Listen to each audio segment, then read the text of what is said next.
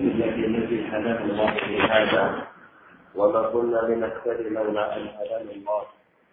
أشهد أن لا إله إلا الله وحده لا شريك له وأشهد أن محمدا عبده ورسوله صلى الله عليه وعلى آله وأصحابه وتابعين وتابع تابعين ومن تبعهم بإحسان إلى يوم الدين. وبعد، يا أيها الذين آمنوا اتقوا الله حق تقاته ولا تموتن إلا وأنتم مسلمون، فإن أصدق الحديث كلام الله وخير الهدي هدي محمد صلى الله عليه وعلى آله وسلم، وشر الأمور محدثاتها وكل محدثة بدعة وكل بدعة ضلالة وكل ضلالة في النار، أعاذنا الله وإياكم منها. أما بعد. Hadirin rahimani wa rahimakumullah jami'an, walhamdulillah. Kembali kita panjatkan puji dan syukur hanya milik Allah Subhanahu wa taala yang dengan taufiknya Dia berikan berbagai macam kemudahan bagi kita untuk kembali menuntut ilmu yang merupakan afdalul a'mal, termasuk seutama-utamanya amalan di sisi Allah Subhanahu wa taala. Karena bukti tanda Allah cinta kepada seorang hamba, bukti tanda bahwasanya Allah ridha kepada hambanya ketika Allah menghendaki kebaikan kepada hamba tersebut.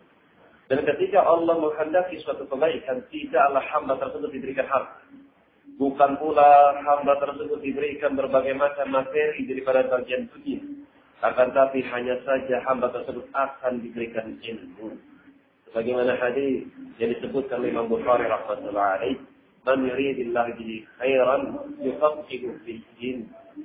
Nabi sallallahu alaihi wasallam bersabda, siapa yang Allah kehendaki bagi hambanya suatu kebaikan, maka Allah akan pahamkan hamba tersebut terhadap agamanya. Allah tidak berikan harta, Allah tidak berikan kekuasaan, akan tapi Allah berikan ilmu kepada hamba tersebut.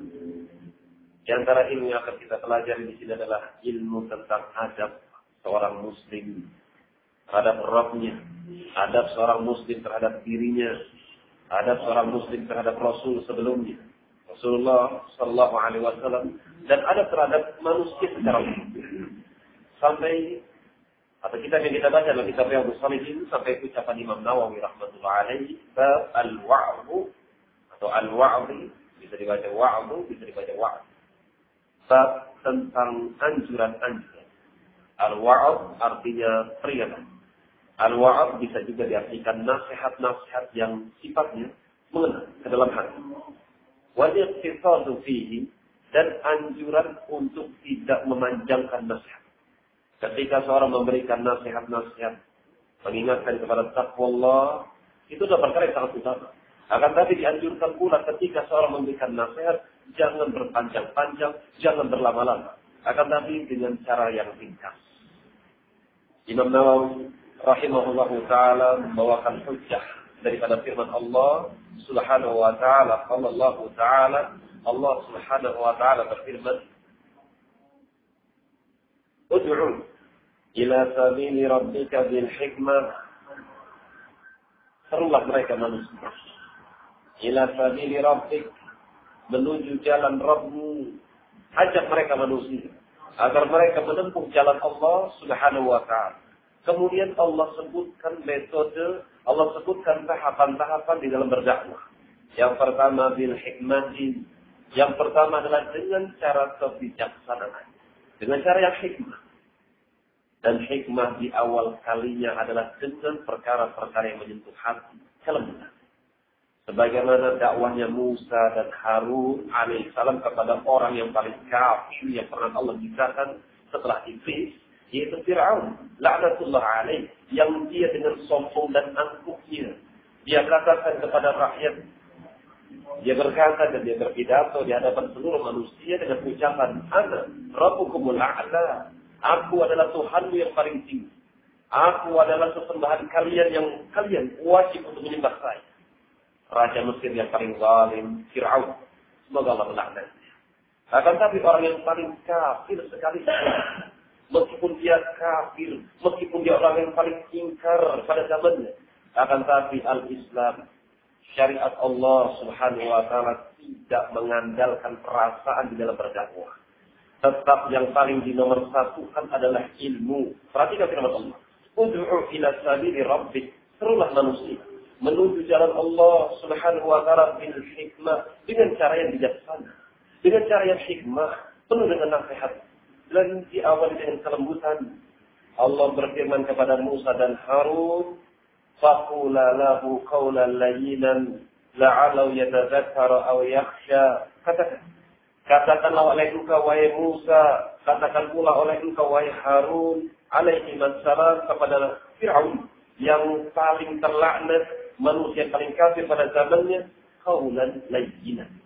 Ucapkan dengan ucapan-ucapan yang lembut. Padahal kita sudah mengetahui bagaimana kiprahnya seorang Fir'aun al-la'in, seorang Fir'aun yang terlaknat, yang paling kafir pada zamannya. Akan tapi Allah yang maha lembut, dia mengharapkan, dia menginginkan, dia menghendaki bagi hambanya agar hamba tersebut mendapatkan hidayah. Karena kehendak Allah terbagi menjadi dua. Kehendak Allah yang sifatnya kauniyah, kehendak Allah yang sifatnya syar'iyah. Adapun kehendak Allah yang sifatnya kauniyah itu mesti terjadi.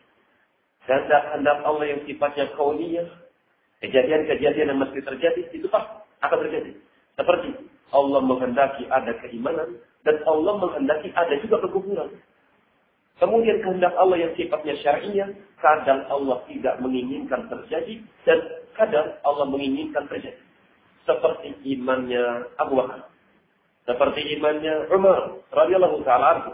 Awalnya Umar ibn Khattab adalah seorang yang kafir. Allah menginginkan agar seluruh manusia beriman. Di antaranya Allah masukkan Umar ibn Khattab masuk ke dalam Islam. Assalamualaikum. Berarti Allah menghendaki Umar ibn Khattab masuk pada keimanan, kehendak syar'i. Tapi di lain hal, ternyata Allah tidak menghendaki Abu Talib untuk masuk ke dalam al-Islam. Ini kehendak Allah yang sifatnya syar'i. Dan tentu kehendak-kehendak ini memiliki hikmah yang sangat besar. Agar mereka tidak takjub dengan amalan-amalan yang mereka kerjakan. Mereka yang sudah beriman, mereka yang sudah mengerjakan banyak amalan yang saleh, jangan merasa takjub. Karena sungguh mereka melakukan amalan-amalan yang saleh, itu pun dibawa kehendak Allah Subhanahu wa ta'ala. Dan ketika melihat kehendak Allah yang jelek terjadi, rusak kekufuran, maka hendaknya mereka bergembira. Bergembira dengan memuji Allah, bersyukur kepada Allah Subhanahu wa ta'ala yang telah menyelamatkan dirinya dari kekufuran, dari berbagai macam perkara-perkara yang buruk. Maka Allah menginginkan kepada Fir'aun agar dia mau menerima hidayah dengan kelembutan. Firman-Nya kepada Musa dan Harun, wa qula lahu qawlan layyinan la'allahu yatadhakkar. Diharapkan orang ini akan mengingat dengan ucapan-ucapan yang lembut. Ucapan-ucapan yang santun dan sopan, untayan-untayan kata yang dirangkai dengan seindah mungkin, agar orang yang mendengarkannya mau mengikuti apa yang disampaikan. La'allahu yatadzakkar aw yakhsha, atau diharapkan orang ini akan tahu. Ketika sudah mengingat Allah, ancaman-ancaman Allah dan janji-janji Allah, maka diharapkan orang ini akan takut dan kemudian akan melakukan amalan yang saleh. Hikmah, dengan cara yang hikmah, bijaksana. Kemudian wal mau'izatil hasanah, kemudian dengan nasihat-nasihat yang baik. Ketika seorang diberikan nasihat dengan cara yang paling lembut, diberikan nasihat-nasihat yang atau petuah-petuah yang paling lembut, yang paling ringan, yang paling halus sekalipun diberikan, ternyata tidak kena, maka naik tingkatannya. Diberikan nasihat-nasihat mau'izah dengan ditakut-takuti. Seperti siapa yang melakukan ini, siapa yang melakukan itu. Ingatlah, Allah memiliki makhluk yang bernama Jahannam. Yang Jahannam tersebut tidak akan meninggalkan satu orang manusia pun kecuali akan dilahapnya. Hati-hati, hati-hati. Wajadilhum billati hiya ahsan. Maka tingkatan yang ketiga, kata Allah Subhanahu wa ta'ala, wajadilhum billati hiya ahsan. Kalau orang ini diberikan nasihat yang halus tidak menerima, diberikan rasa takut, diancam bahwasanya Allah memiliki azab yang keras, tidak kena juga, maka wajadilhum billati hiya ahsan. Maka debatlah. Ajak orang ini untuk adu argumen terhadap apa yang ada pada diri. Tafsir ayat ini ditafsirkan oleh Imam Ibnu Qayyim rahimahullah taala dengan tafsir yang sangat bagus, dia terangkan kepada kita berkaitan dengan surat An-Nahl ayat 125 ini. Beliau mengatakan rahimahullah taala, ja'ala subhanahu maratib ad-da'wah bihasbi maratibil khalq. Allah Subhanahu wa taala telah menjadikan tahapan-tahapan dakwah sesuai dengan tahapan-tahapan manusia, sesuai dengan tingkatan-tingkatan manusia. Fal mustajib, maka tingkatan yang pertama, kata beliau rahimahullahu ta'ala, fal mustajibul qabilul zaqiyul ladzi la yu'anidul haqqa la ya'bahu yud'a bi tariqil hikmah. Kalau kalian menghadapi manusia yang sifatnya mustajib, orang ini mudah untuk menyambut seruan apa yang kalian seru. Al-qabil, mudah untuk menerima nasihat. Az-zaki, orang ini cerdas, tahu kebaikan dan tahu keburukan dan dia akan memilih kepada kebaikan. Cerdas orang ini. Alladzi la yu'anidul haqq, yang orang ini tidak punya penyakit di dalam hatinya berupa penentangan terhadap al-haq. Ketika disampaikan sallallahu, ketika disampaikan Al-Quran, ketika disampaikan Al-Sunnah, orang ini tidak akan terentang. Wala ya'ba, tidak pula dia akan menolak. Maka yud'a bi tariqil hikmah, maka kalau kalian menghadapi manusia yang seperti ini modelnya, maka ditempuh jalan dengan cara yang hikmah. Awal dengan kelembutan, dengan ucapan-ucapan yang santun, dengan untayan-untayan kata yang menyentuh hati, bukan menyinggung perasaan. Ini dakwah yang paling bagus. Yang pertama. Wal qabil, adapun tahapan manusia yang kedua. Wal qabilul ladzi indahu naw'u ghaflatin wa ta'akhurin yud'a bil mau'izatil hasanah. Jenis yang kedua, manusia yang tingkatan kedua, sebetulnya orang ini akan menerima. Orang ini menerima. Kalau disampaikan al-haq, kemungkinan orang ini akan menerima. Menerima dakwah, seruan-seruan yang disebutkan firman Allah, yang disebutkan ucapan-ucapan Nabi, sabdanya yang mulia, orang ini akan menerima. Akan tapi alladzi indahu naw'u ghaflah, hanya saja orang ini memiliki sifat-sifat lalai, sedikit meremehkan, wa ta'akhur, atau menunda-nunda, suka mengulur-ulur amalan yang saleh. Seperti menunda-nunda puasa, menunda-nunda salat jamaah, mengakhirkan waktu-waktu afdaliyah. Maka orang seperti ini, yud'a bil mau'izatil hasanah. Maka orang ini diseru dengan nasihat-nasihat yang benar. Apakah arti mau'izah hasanah? Nasihat-nasihat yang baik di sini. Wa hiyal amru wan nahyu al-maqrunu bi rabbah wa rahbah. Maka orang yang seperti ini, orang-orang yang terlalaikan dengan permainan, orang-orang yang suka mengulur-ulur nanti saja taubatnya kalau sudah tua, demikian umumnya manusia. Maka diingatkan orang ini, diajak kepada perintah-perintah Allah, diajak kepada larangan-larangan Allah agar ditinggalkan, al-maqrun, akan tetapi ketika kalian menyeru orang ini, kalian perintahkan untuk melakukan suatu amalan, atau kalian larang dari melakukan perbuatan-perbuatan yang jelek, dengan rabbah wa rahbah. Kalian ingatkan, dengan kalian campurkan, kalian kaitkan dengan rabbah. Rabbah itu seruan dengan sebut janji Allah. Kalau kamu melakukan ini, ingatlah, Allah memiliki surga yang di dalamnya demikian dan demikian. Kamu akan dinikahkan oleh Allah Subhanahu wa taala dengan bidadari-bidadari yang senantiasa perawan, tidak akan pernah kenal tua. Dan ketika kalian larang orang seperti ini, kalian kaitkan pula dengan rahmah. Jangan kamu lakukan ini. Kamu campur, kamu ancam dengan neraka. Rahmah. Ancaman-ancaman dari Allah Subhanahu wa taala. Jangan kamu minum khamr, jangan kamu berzina. Kalau kamu melakukan ini dan itu, maka hati-hati. Allah memiliki makhluk yang bernama Jahannam. Ittaqullah, bertakwalah kamu kepadanya. Ini makna mau'izah al-hasanah. Al-mau'izah al-hasanah. Kemudian yang ketiga, jenis manusia yang difirmankan oleh Allah, wajadilhum billati hiya ahsan, dan debatlah mereka dengan cara yang paling baik. Subhanallah, al-Islam indah sekali. Ketika menasehati saudaranya yang sifatnya qabil, yang sifat hati tidak akan menentang qala Allah, tidak akan menentang sabda Rasul yang mulia, maka dengan cara-cara yang lembut. Seperti seorang ahlus sunnah. seorang yang sudah kenal ilmu, seorang yang sudah kenal manhaj nubuwah, seorang yang sudah kenal manhaj yang sangat indah ini, seorang ahli sunnah, sunni, salafi, maka dakwahlah, serulah mereka ketika mereka keliru dengan cara yang paling baik. Dipikir terlebih dahulu sebelum berbicara. Dirangkai kata sebaik mungkin. Terlebih ketika sudah menghadapi orang yang lebih tua daripada diri. Ketika dia akan menyeru, ketika dia akan menasihati orang yang lebih tua, maka digunakanlah bahasa-bahasa yang santun, penuh dengan penghormatan. Ini kalimat-kalimat yang baik. Karena ini termasuk firman Allah, "Ud'u ila sabili rabbik bil hikmah." Dengan ucapan-ucapan yang baik. Kemudian dengan nasihat-nasihat yang mengena. Dan tipe yang ketiga adalah orang-orang yang menentang. Yang orang ini, kalau tidak dijelaskan secara gamblang, kalau tidak dibongkar, kalau tidak dikeluarkan syubhat yang menempel di dalam dadanya, yang mencapai di atas kepalanya, kecuali dengan hujjah, maka ditentang orang ini dengan harta. Yang jenis ketiga adalah al-mu'atid, al-jahid. Orang yang suka menentang al-jahid. Bahasa mungkin bahasa mudah untuk kita terjemahkan, ngeyel. Orang yang suka ngeyelan. Maka orang seperti ini yujadil. Maka orang ini didebat. Akan tapi dilatih ahsan. Dengan cara yang paling baik. Bukan dengan cara yang kasar. Karena inti daripada dakwah adalah menyelamatkan manusia daripada jahannam. Menyelamatkan manusia daripada kehinaan di dunia wal akhirah. Itulah fungsi dakwah. Bukan fungsi dakwah adalah berbanyak-banyak kelompok, berbanyak-banyak pengikut, atau dicintai banyak manusia. Bukan. Bukan itu dakwah.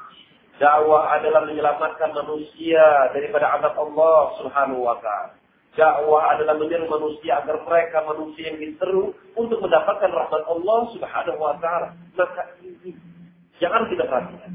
Ketika kita menyeru amar ma'ruf nahi munkar, maka tujuan utama selain kita mengharapkan wajah Allah Subhanahu wa ta'ala, kita harapkan orang yang kita seru, orang yang kita dakwah agar dia mendapatkan rahmat Allah, agar dia menjauhkan dirinya daripada azab Allah Subhanahu wa ta'ala. Sebagaimana ucapan Nabi sallallahu alaihi wasallam.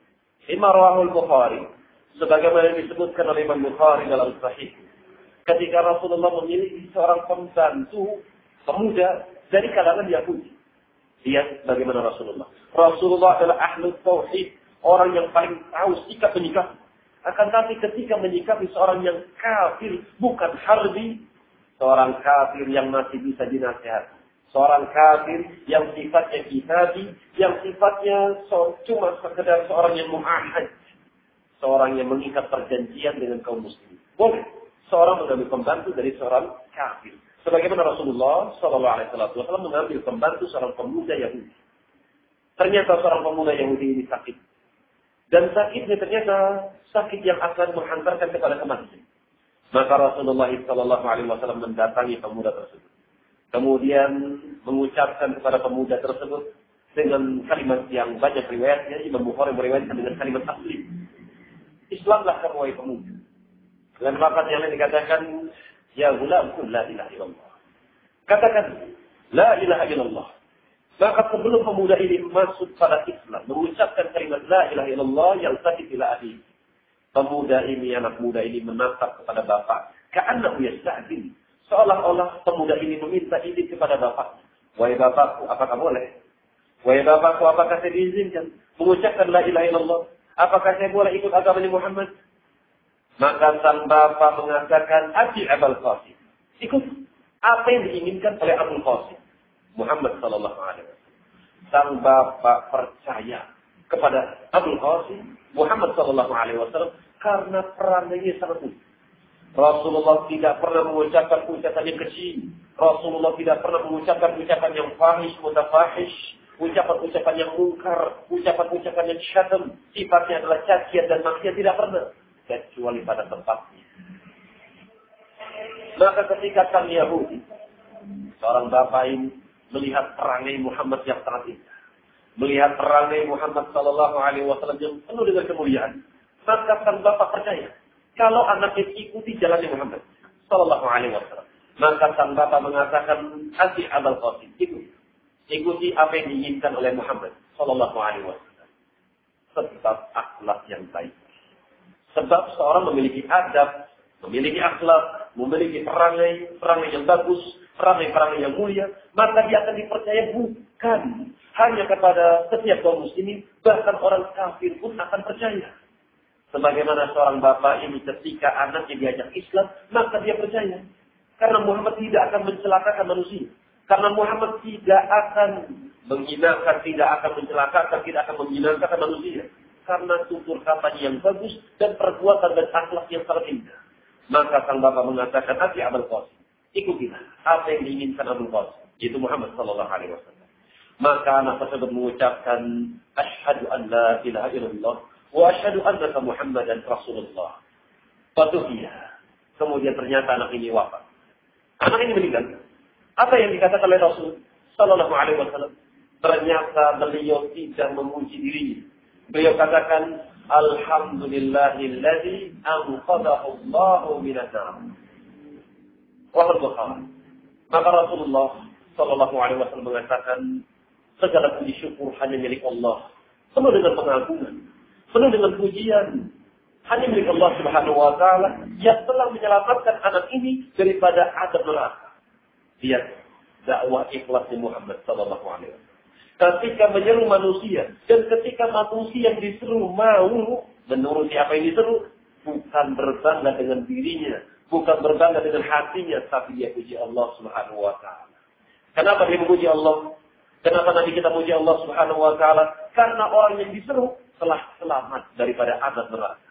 Dari sini pun menunjukkan bahwasanya kalimat la ilaha illallah seandainya diucapkan dengan penuh keikhlasan dan tahu maknanya, meskipun di akhir hayat orang ini meninggal dan belum pernah melakukan amalan-amalan yang saleh, maka kalimat tersebut nafi', memberikan manfaat. Sebagaimana seorang Yahudi yang belum pernah sholat tentunya. Seorang Yahudi yang tidak pernah melakukan amalan yang saleh, ternyata di akhir hayatnya dia ucapkan la ilaha illallah Muhammad Rasulullah, ternyata mendapatkan pujian dari Rasulullah. Setelah Rasul memuji Allah, alhamdulillah, ternyata orang ini dikatakan ia selamat daripada azab Allah Subhanahu wa taala. Pentingnya ilmu at-tauhid. Pentingnya ilmu kalimat la ilaha illallah yang hendak seorang muslim memperhatikan dirinya. Dia kasihani dirinya, dia sayangi dirinya untuk senantiasa semangat mempelajari kalimat la ilaha illallah. Karena kalimat la ilaha illallah akan menyelamatkan seorang hamba daripada azab. Lihat bagaimana dakwah Rasulullah sallallahu alaihi wasallam.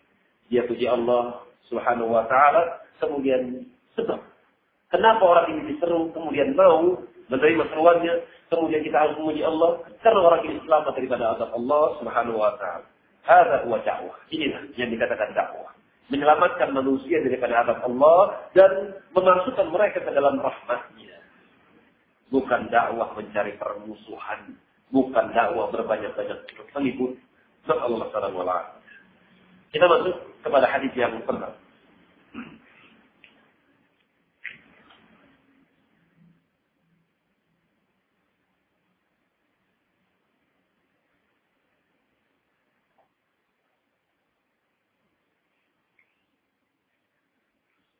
قال النووي رحمه الله تعالى عن أبي وائل شقيق ابن سلمة قال كان ابن مسعود رضي الله تعالى عنه يذكرنا adalah Abdullah bin Mas'ud radhiyallahu ta'ala anhu yudzakiruna, suka memberikan peringatan kepada kami. Majlis. Fi kulli khamisin, pada setiap hari Kamis. Pada setiap hari Kamis, beliau senantiasa mengingatkan kami dengan pelajaran-pelajaran, dengan firman-firman Allah dan juga sabda-sabda Nabi sallallahu alaihi wasallam. Faqala lahu rajul. Ternyata ada seorang lelaki berkata kepada beliau, "Ya Abu Abdurrahman," dengan ucapan wahai Abu Abdurrahman. Perhatikan ketika mereka para mustafid mengambil kepada guru, menimba ilmu kepada gurunya, mereka tidak memanggil namanya. Namanya Abdullah bin Mas'ud, tapi dipanggil bukan ya Abdullah, tapi dipanggil Abu kunyah. Sebab itu mereka para ulama di antara Syekh Taufiq rahmatullah alaihi atau hafizahullah taala menasihat agar kita membiasakan memanggil orang dengan nama kunyah. Abu Fulan, Abu Fulan. Akan tapi tentunya yang paling bagus adalah sesuai dengan apa yang dia cintai. Karena mungkin ada juga sebagian orang tidak punya nama kunyah. Maka tetap yang dipanggil adalah nama yang paling dia senang. Dia senang dipanggil Abu, maka panggil Abu Fulan. Dia senang dipanggil Mas Fulan, itu panggil dengan panggilan-panggilan yang penuh dengan penghormatan. Ini akhlak seorang ahli sunnah. Ya Abu Abdurrahman, wahai Abu Abdurrahman. Dan biasa mereka para tabi'in, mereka biasa memanggil guru-guru mereka, para sahabat dengan nama kunyah. Seperti Mujahid memanggil Ibnu Umar dengan Abu Abdurrahman. Ketika bertanya tentang umrah, Mujahid bersama Urwah bin Zubair rahimahumullah berkata kepada Ibnu Umar radhiyallahu taala anhu, dengan dia Abu Abdurrahman, wahai Abu Abdurrahman, demikian. Berapa kali Rasulullah umrah dalam seumur hidup? Maka Ibnu Umar mengatakan 4 kali. Disebutkan bulan ini, bulan ini, bulan ini, bulan ini. Dan mereka yang sangat bagus sekali. Ketika Ibnu Umar keliru menyebutkan bulan, Rasulullah disebutkan bulan ini, bulan ini, bulan ini. Ternyata beliau menyebutkan bulan Rajab di antaranya. Padahal Rasulullah tidak pernah umrah pada bulan Rajab. Dan perkara yang sangat indah pada diri Mujahid, Urwah bin Zubair, ketika mengetahui gurunya ini keliru. Ibnu Umar telah keliru menyebutkan bulan. Padahal Rasulullah tidak pernah umrah pada bulan Rajab. Akan tetapi seorang murid yang penuh dengan adab, akhlak yang sangat bagus kepada guru, akhlak seorang ahlus sunnah kepada ahlus sunnah, akhlak seorang salaf, ketika hendak menyangka Abdullah bin Umar radhiyallahu ta'ala anhu, mereka tahu bahwasanya posisi mereka adalah posisi sebagai seorang murid. Mujahid Ibn Jabr dan juga Urwah bin Zubair hanyalah seorang tabi'in. Sementara itu Umar adalah seorang yang pernah menemani Nabi, seorang yang syarat dengan keutamaan. Maka ketika hendak menjangka orang yang penuh dengan keutamaan, maka masalah diangkat kepada orang yang bisa menyelesaikan masalah tersebut. Ketika seorang hendak menyanggah orang yang punya keutamaan, maka yang paling berhak untuk menyanggah orang ini adalah orang yang punya keutamaan juga. Maka dilaporkan kepada seorang yang punya keutamaan juga dari kalangan sahabat, yaitu Aisyah radhiyallahu taala. Maka ketika bertemu dengan Aisyah di dalam Masjid Nabawi, maka Mujahid melemparkan masalah ini kepada Urwah bin Zubair. Karena Urwah bin Zubair adalah keponakan Aisyah radhiyallahu taala. Maka Urwah bin Zubair, siapa bapaknya Urwah? Zubair bin Awwam. Zubair bin Awwam suaminya siapa? Suaminya siapa Zubair bin Awwam? Zubair bin Awwam punya istri. Siapa istrinya? Ada yang tahu?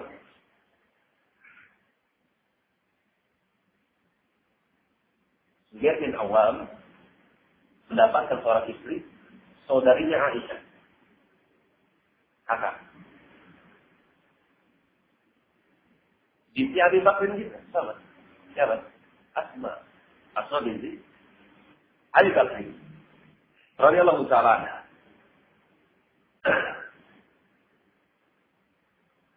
Maka dia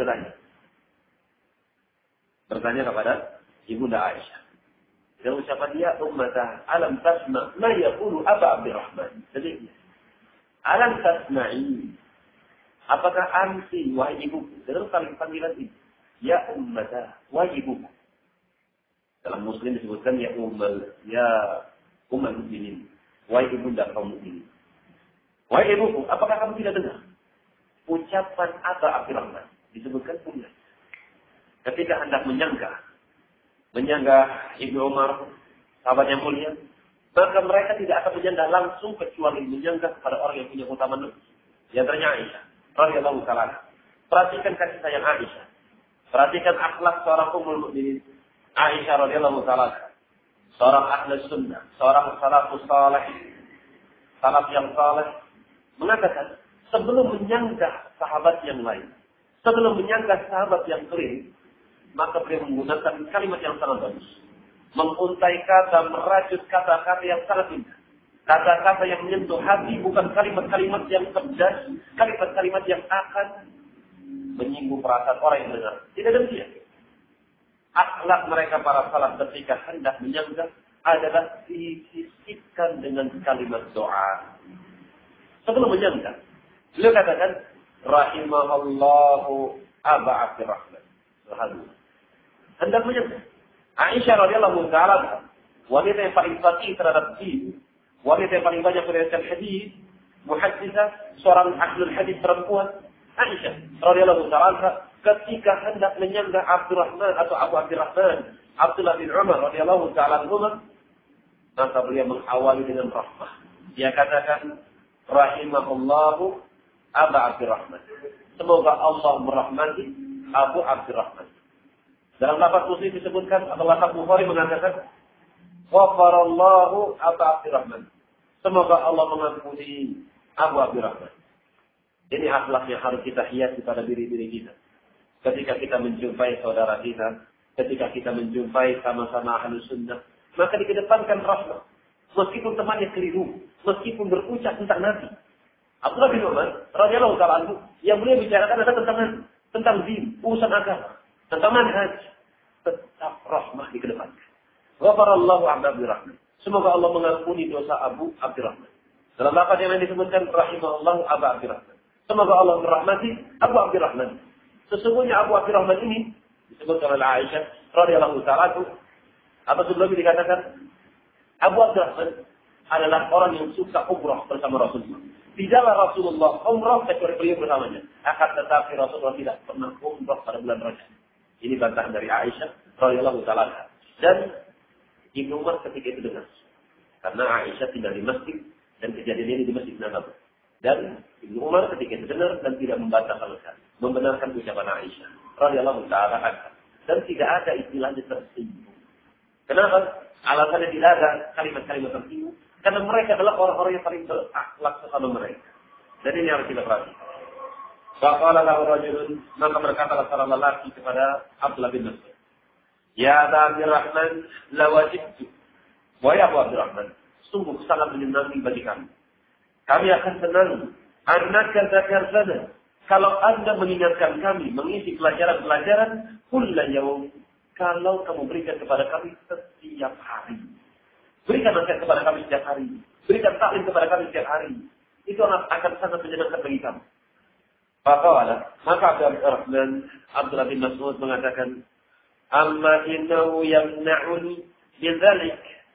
Hanya saja yang mencegah diriku untuk melakukan hal yang seperti itu, anni akrahu an udillakum. Saya khawatir. Saya hanya tidak suka kalau saya umilat, saya akan membuat kalian bosan. Wa inni ataqawwalakum bil mau'izah. Sesungguhnya saya ataqawwalakum kata Imam Nawawi rahmatullahi alaihi, yataqawwaluna ay yata'ahadna, mengikat perjanjian. Wa inni ataqawwalakum, hanya saja saya mengikat perjanjian bersama kalian bil mau'izah, membuat jadwal tetap. Bil mau'izah, untuk memberikan nasihat-nasihat, kama kana Rasulullah sallallahu alaihi wasallam yataqawwaluna, sebagaimana Rasulullah sallallahu alaihi wasallam membuat jadwal kepada kami. Lihat dengan nasihat-nasihat.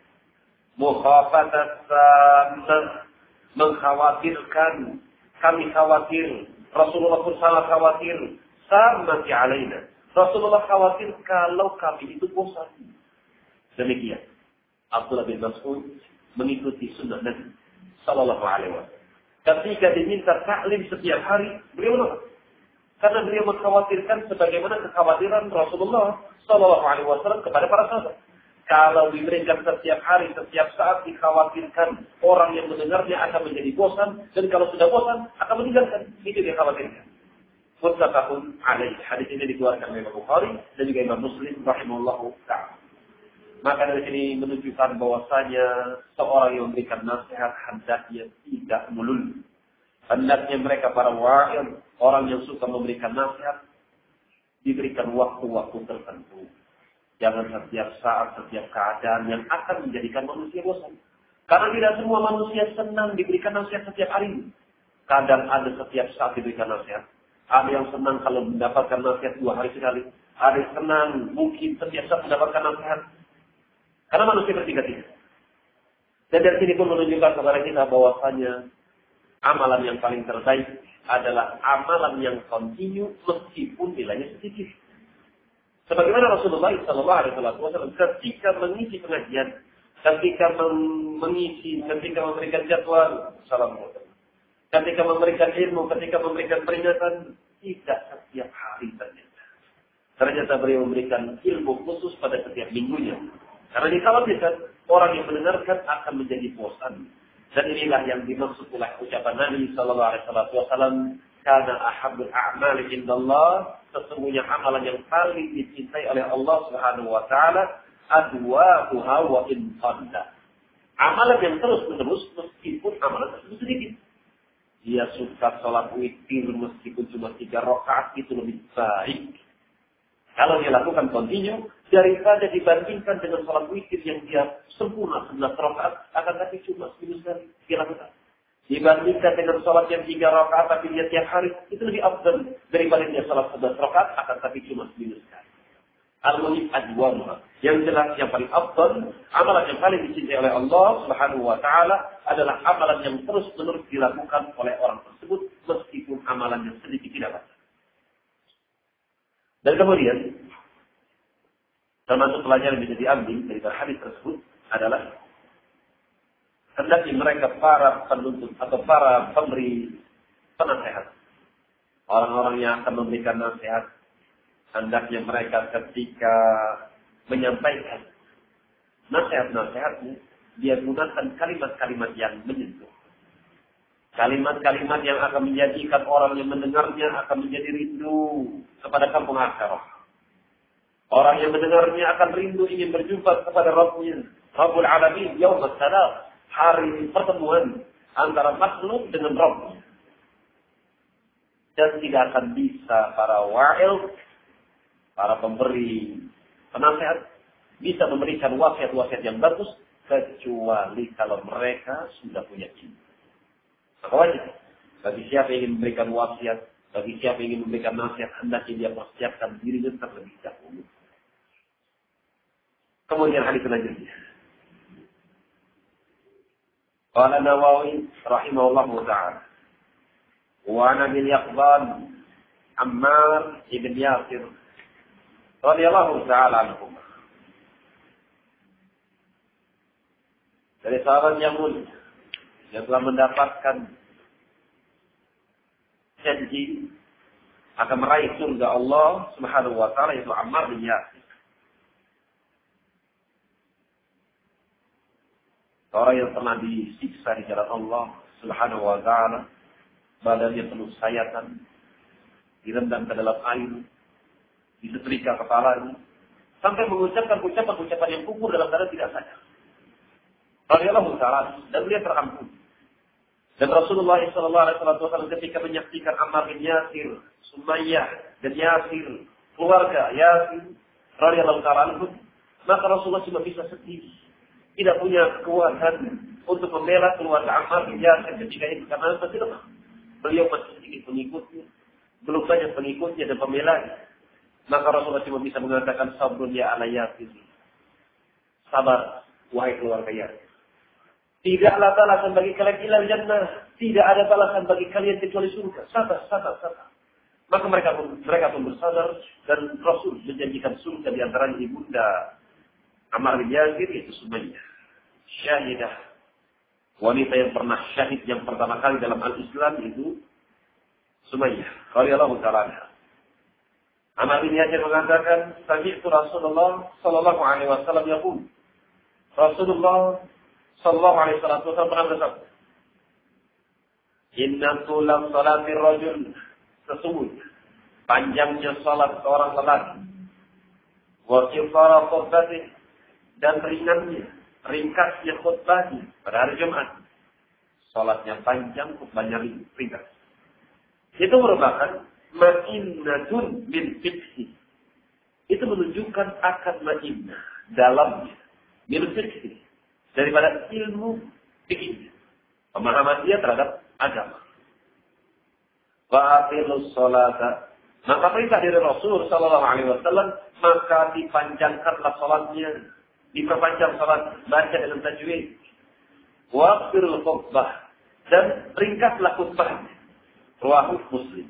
Hadis ini dikeluarkan oleh Imam Muslim rahmatullah alaih. Kata Imam Nawawi rahmatullah alaih, ma'innatun bimim maftuhah, mimnya dibaca fathah, thumma hamzatu maqsuratun, kemudian hamzahnya dibaca kasrah, ma'i, thumma nunun musyaddadah, kemudian nun dibaca dengan tasydid keras, ma'in, demikian. Maknanya alamatun dalatun ala fiqh, artinya adalah tanda yang menunjukkan bahwasanya orang ini faqih. Orang ini faqih ketika dia khutbah Jumat di hadapan mereka manusia, tidak menjadikan manusia bosan. Dia khutbah dengan ringkas, padat, penuh dengan makna, sementara sholatnya dia panjangkan sholat. Ini tanda-tanda orang ini faqih.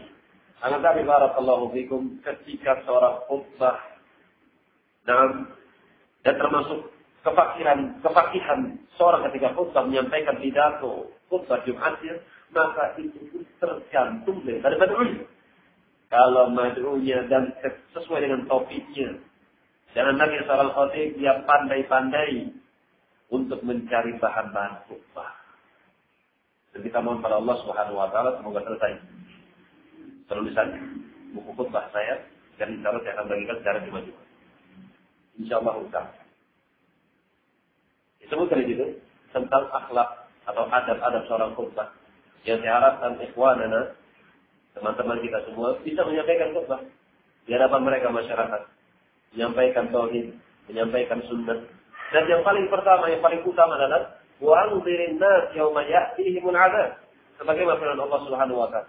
Dan peringatkan mereka manusia kepada suatu hari yang akan datang azab secara tiba-tiba. Ingatkan kepada hari kiamat.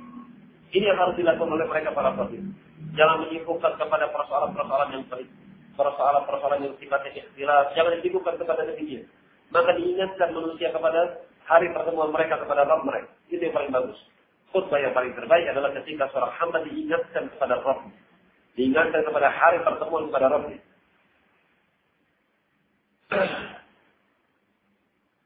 Nah, bisa. Ada yang dengar ya. Saya sampai sini itu insyaallah kita lanjut pada lain kesempatan. Wa akhiru da'wana alhamdulillahirabbil alamin. Subhanakallahumma rabbana wa bihamdika asyhadu an la ilaha illa anta astaghfiruka wa atubu ilaik. Tafadhalu barakallahu fiik.